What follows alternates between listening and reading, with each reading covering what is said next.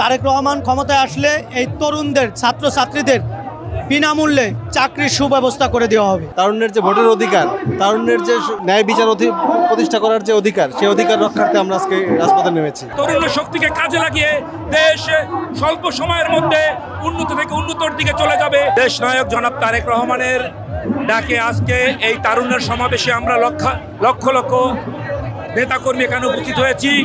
আমরা আজকে আমাদের এই জাতীয়তাবাদী বিশ্বাসকে বাংলার সাধারণ ছাত্রছাত্রীদের মধ্যে যারা তরুণ আছে তাদের মধ্যে ছড়িয়ে দিতে চাই।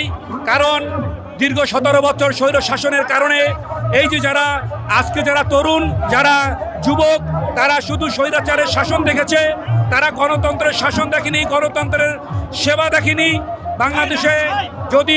বাংলাদেশের সাধারণ মানুষ যদি তাদের ভোটাধিকার প্রয়োগ করতে পারে, একটি গণতান্ত্রিক সরকার আসে, আর যদি সেই সরকার বাংলাদেশ জাতীয়তাবাদী দল গঠন করতে পারে, ইনশাল্লাহ এই দেশে এই তরুণদেরকে অংশগ্রহণের মাধ্যমে তরুণ শক্তিকে কাজে লাগিয়ে দেশ স্বল্প সময়ের মধ্যে উন্নত থেকে উন্নতর দিকে চলে যাবে। তারেক রহমান ক্ষমতায় আসলে এই তরুণদের ছাত্রছাত্রীদের বিনামূল্যে চাকরির সুব্যবস্থা করে দেওয়া হবে। আমি মনে করি এই সুযোগটা এই গণতন্ত্রের দেশে ব্যবহার করা উচিত এবং কাজে লাগানো উচিত।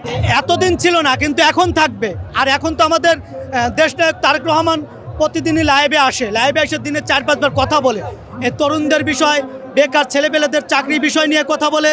উনি কিন্তু একবারে ডাউন লেভেলে পাবলিক পেজে এসে কথা বলে, খোঁজখবর নিচ্ছে। থানা লেভেল এবং ইউনিয়ন পর্যায়ে, জেলা পর্যায়ে বিভিন্ন জায়গায় তরুণদের খোঁজখবর নিচ্ছে, কি অবস্থা আছে, কি করতেছে।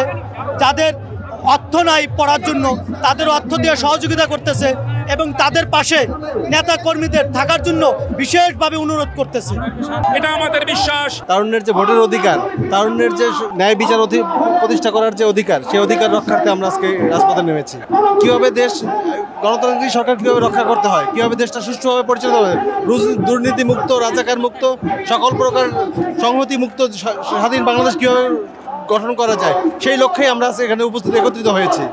সুন্দর এবং শান্তিময় বাংলাদেশ দিতে চাই, যেটা সকল নাগরিক, সকল দলের ঐক্যমতের ভিত্তিতে আমরা সরকারি থাকতে চাই এবং সকলের নির্বাচিতভাবে আমরা দেশ গঠন করতে চাই।